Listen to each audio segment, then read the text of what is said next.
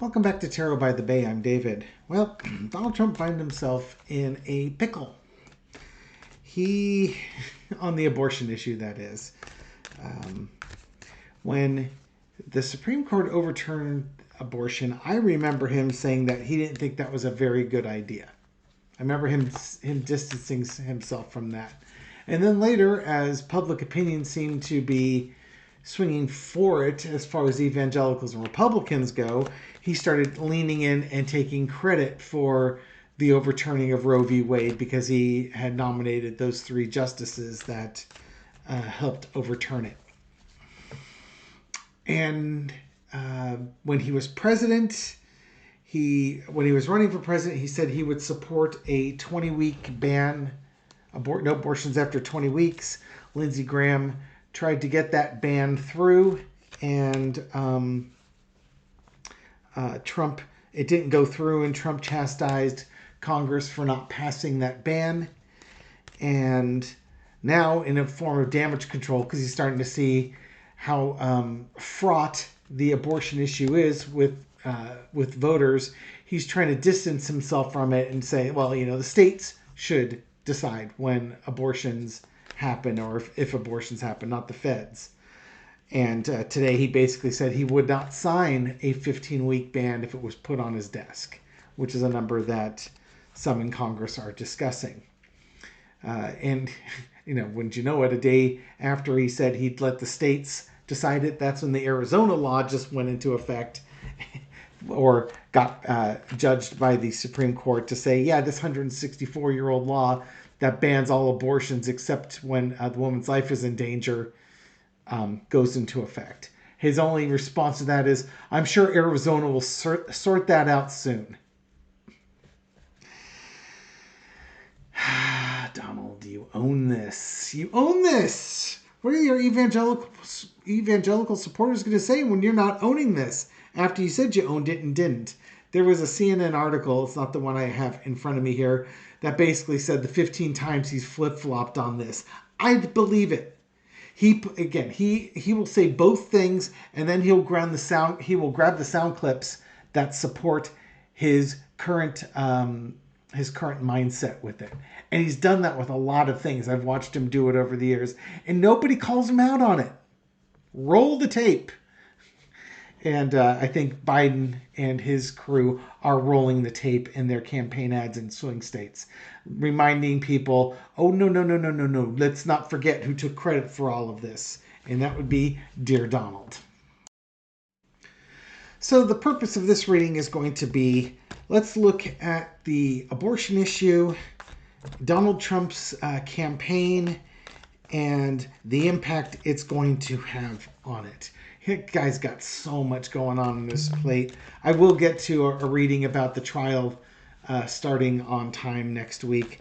I might wait till Friday before I do that one, or I could even do it over the weekend, because usually the weekend's a little bit harder to find interesting things to read on, as the week news seems to dominate the week, and then it's hard to find something interesting to read on the weekend.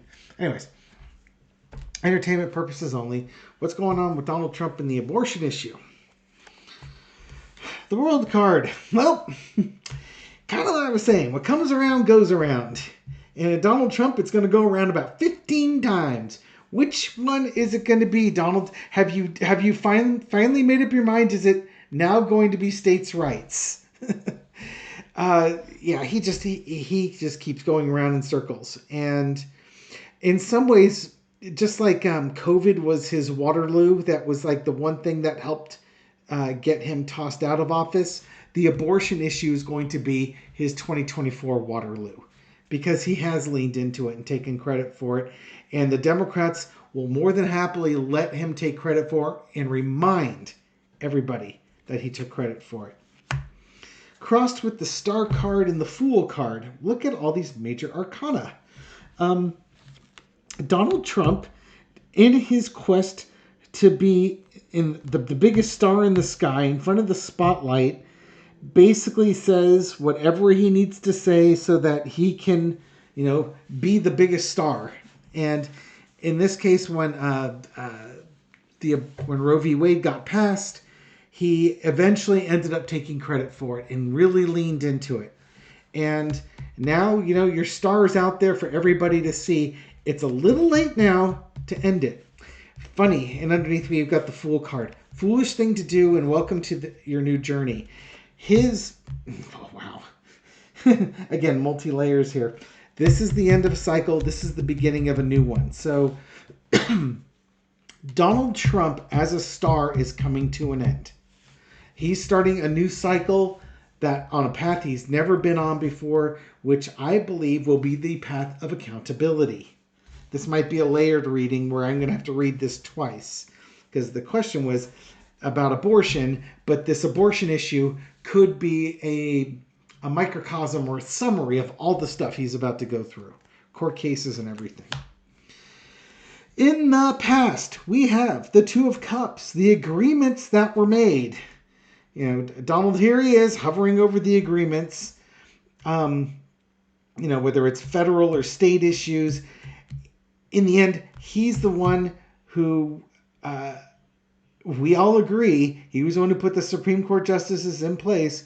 Those Supreme Court justices overturned Roe v. Wade, and he took credit for it. At some point, he took credit for it, and he took very loud credit for it. It's only been in the last few weeks that he started to back off from it. Or maybe it's a little bit longer than a few weeks, but he's only recently he started to back off on it. He certainly leaned into how much he took credit for it.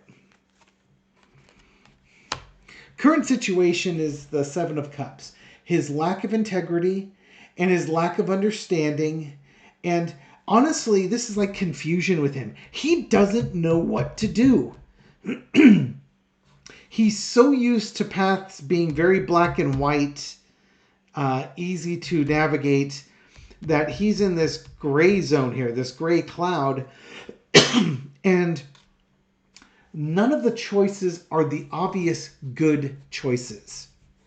He is choosing states' rights at the moment, but if something were to change and suddenly states' rights weren't the popular thing anymore, trust me, he would change his mind again.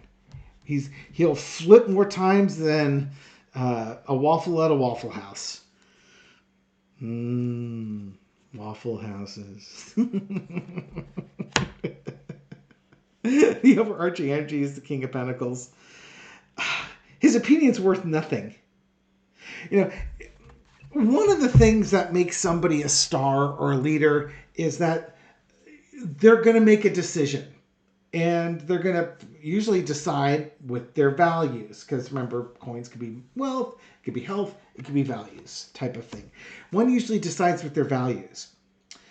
Donald Trump doesn't have values. What he has is he has deals. He has quid pro quos. He has transactional relationships. So the guy, that's why he can flip-flop so easily, because he doesn't really care about abortion. The only abortion he cares about is the one that he has to pay for some woman that he's knocked up. That's the only abortion he cares about. Everybody else can go pound sand, because it's all about him and what he wants. Lesson to be learned is the Page of Swords. It's not so much for Donald to learn. This is for evangelicals to learn. Trump changes his mind whenever he wants. He's not trustworthy. For people that think he's skilled or like this great intellectual mind, no, he's not. Look at him. Honestly, how would an evangelical feel right now hearing Trump in 2016 say that he would do a 20-week abortion ban, chastise Congress for not passing it, brag about how he put 3 Supreme Court justices on there that overturned Roe v. Wade, and now wouldn't sign a 15-week abortion ban if he were reelected president? Or elected president. Technically, he would be reelected, but he was not up for reelection because he's not currently in there. But semantics. If he were the 47th president of the United States, if I were evangelical, I'd be a little bit upset because it's like, what am I getting here? I don't know what I'm getting out of this guy. You know, I thought he was for this and now he's backing up. Why is he being so tepid? You know, Donald Trump, he tells it like it is. He goes in both feet first and screw what everybody else thinks. No, that's not how it works, guys. You know, it's like when he tells you who he is, you should listen. He's just using you. as I said, Marjorie Taylor Greene, he's just not that into you. You're just a meal ticket to him. I wonder if evangelicals will ever figure that out. Out comes the Ace of Swords. This is going to be a defining issue that's going to work for or against Trump. The fact that he's waffling on it now is irrelevant. It's almost like it doesn't matter what he says, because no matter what he says, there's some good and a lot of bad with it. Literally, well, let's just let the states decide it. The minute he says that, one state comes up with a 164-year-old law that was enacted before they were even a state. They were a territory, I believe. And that becomes the rule of that state at the time. When enacted at a time where women weren't allowed to vote, and you know, Lord knows what led to that law going into place, being enacted in the first place. Science and medicine's way different, much more advanced. Women have the right to vote. So I do think that, and again, the outcome was Ace of Swords. And what that's telling me is that, yeah, this is going to be a key issue. Oh, darn, I didn't do the overlay reading on that one. Was there legal stuff that was... I was kind of also looking at legal stuff about that. Now I can't remember the layout of the cards. We got that new journey coming on. The World card. The Two of Cups. His agreements and how they're impacting things. We got the Seven of Cups. Is it legal stuff? Even if his legal stuff, he doesn't really know what's coming down the pike. He doesn't know what to expect. Again, he's trying to delay everything on there. The outcome to me would be the Justice card. He's going to be held to account for stuff that he's got going on. That's kind of a tepid overlay. Sorry, I took up the cards too quickly. All right, so that's that. How are evangelicals feeling about Trump? I just went on a little diatribe about that. Maybe we should ask. How are evangelicals feeling about Donald Trump after his Waffle House invitation? Ace of Wands. Well, they're ready to take action. Probably not against him. I'm sure they're thrilled to death. Arizona just passed or is about to enact the most restrictive abortion law of any states in the union. And these craze are there for that. They're getting exactly what they want. Happy days are here again. They can't believe their good fortune. Like I said, the Republican Party wants to go back to the 50s. We just don't know what century. Apparently the 1850s is about where they wanted to go back to, at least in Arizona in this case. Underneath is the Page of Pentacles. They will try to fundraise off of this. They will donate money to candidates that are anti-abortion, anti-women's rights. Yeah, they're energized by this. They can't believe their good luck. It's like, wow, this could be the first of a sweeping array of changes to help our cause. Wow, that card looks familiar. Two of Cups. Okay, so they're in bed with the, pardon the term, they are aligned with anti-women's choice groups. I don't want to say anti-abortion because it's not just that. And I definitely don't want to say pro-life. I got taken a little bit to task in the comments, and that's understandable. They call themselves pro-life. If we say the pro-life movement, everybody knows who we're talking about. But they're not pro-life. If they were pro-life, they would have programs in place for the baby after it's born all the way through it's 18 years old, and maybe even through college, to give that life the best chance it has to be a productive member of society. That would be pro-life. Oh, and they'd be anti-death penalty. But they're like anti-sex. They don't want you to have sex before marriage. And if you have sex before marriage and you get pregnant, well, that's the punishment that you deserve, and we're not going to let you out of that punishment. That's kind of my personal belief on it. Anti-sex. They use pregnancy as a punishment. Type of BS maneuver here. Oh, current situation, Ace of Pentacles. Yeah, I'm sure how are the evangelicals looking at all this? They want Trump to own this. They're feeling great. Big push in Arizona, giving them everything they want. Looking at the candidates that are against women's reproductive rights, a lot of money going to them to fund this so that they can keep the ball rolling. Ah, look, there's Donald again over at the top. And here's the thing. Trump needs all the money he can get. So, kicking it back to the states, he may not be able to get all the money that these folks are offering here. And maybe if they start offering more money, he's going to flip-flop again. He'll say, well, maybe I might change my mind on this one. That type of thing. I wouldn't be surprised if he changes his mind at least one more time during this. And it would be money related.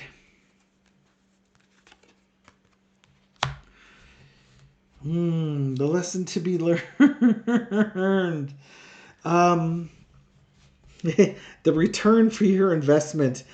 I do wonder, though, of the agreements. If they look at Trump in the past, it's like we gave this guy a bunch of money and he took it, and we're not getting as much from him as we thought. We want that national abortion ban. Why we should be pressuring him to sign it. Why won't he do it? I'm kind of curious. This is flipping. This is, I guess, lesson to be learned. Trump will flip on anything. Why will he flip on anything? Because he's looking for the most value for himself. He'll chase the dollars. He'll chase the almighty bucks. Outcome. 3 of Cups. Celebration. I think that before it's all said and done, Trump is going to align himself with the evangelicals again. And now I know I saw some story, or I heard about some story about Trump and evangelicals. I might have to pause this just to look to see what that was, to see if that links up with that 3 of Cups card I just pulled up. Hang on for a second. And we're back. All right, it was the Hill that I saw that. And basically the title was, he's banking on that the evangelicals will vote for him because they have no other choice. What are they going to do? Vote for a Democrat? Oh, they'll get rid of that abortion ban. They'll codify women's rights if they can. We can't have that. So I think in the end, though, they're going to wave dollars in front of him and they will woo him right back with the allure of money. The 1 cent he can't resist.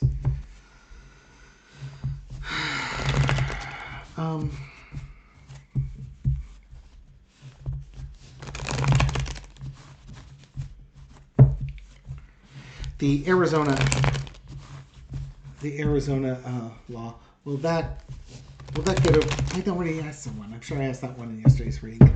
I don't remember the stuff I asked during my readings. Do I have anything left for this one? I gotta have something left on this one. Purely gossip and just for fun. How many abortions has Trump paid for or been involved with? How many women in Trump's life, through sexual contact with him, have ended up needing an abortion? Purely for entertainment purposes only. What do I know? I'm just some random dude on the internet throwing tarot cards. Nothing means absolutely nothing by this. Clearly, nothing by this. All right? There. Page of Pentacles, upside down, Page of Pentacles. Messaging about money. Young people. In his youth. Oh, he certainly likes young women. That's for darn sure. There's that offering. Oh, God. Hey, baby. The false friend. Yeah, Karen McDougal and Stormy Daniels get paid $100,000. No, I think, yeah, this to me is like, yeah, he's paid for it. He's paid for it, and this is kind of the, the one night stand or the affair they had, and then he'll pay for it. But here comes the NDA that has to come with it, and it gives him no choice. Yeah, I think he puts a lot of pressure on them. No choice. I couldn't imagine what happens to a woman who got pregnant by Donald Trump and said she didn't want to get an abortion. I don't think that was an option. In the past, Two of Wands. This could be two people, or he's had to sort of map things out. Happy family. He's married at the time when he's doing this. This is not when he was single. This is when he was married and had his own kids.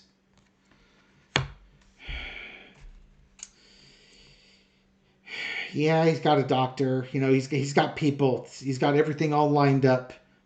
It's like, literally folks in a black book in case something like this happened. I'm going to guess twice so far based on that card. And it's an offer they can't refuse kind of thing. If this woman knows what's good for her, she's going to go visit the doctor who's going to take care of this, because I'm married and we're not having a family together.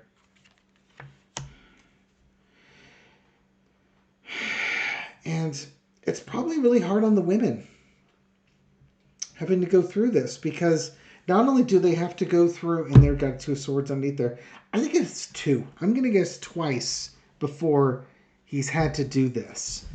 And I think it's caused angst, again, with these women, because it might be against their values. They may not have wanted to get an abortion, but he wasn't going to take no for an answer, and their health and well-being was going to...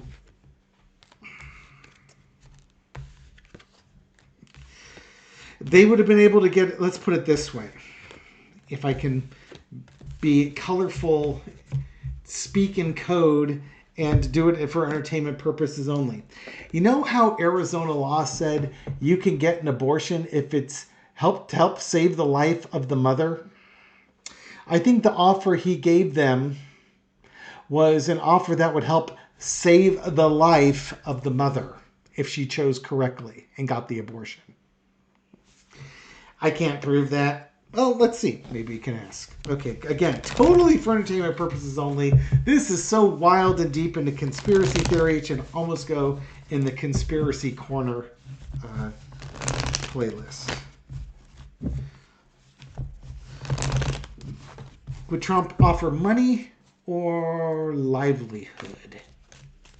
Or does he offer both? It's carrots and sticks. Money or livelihood? Money or livelihood? We'll see.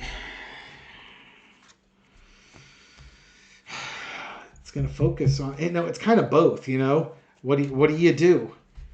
What are your values? Almost like, pick, what do you want? You want gems? Do you want, do you want castles? Do you want glory, or do you want the bad stuff? I guess I could do a 4-carder on that one. This women's celebration. Temperance. Look at all these emotion cards here. The Star.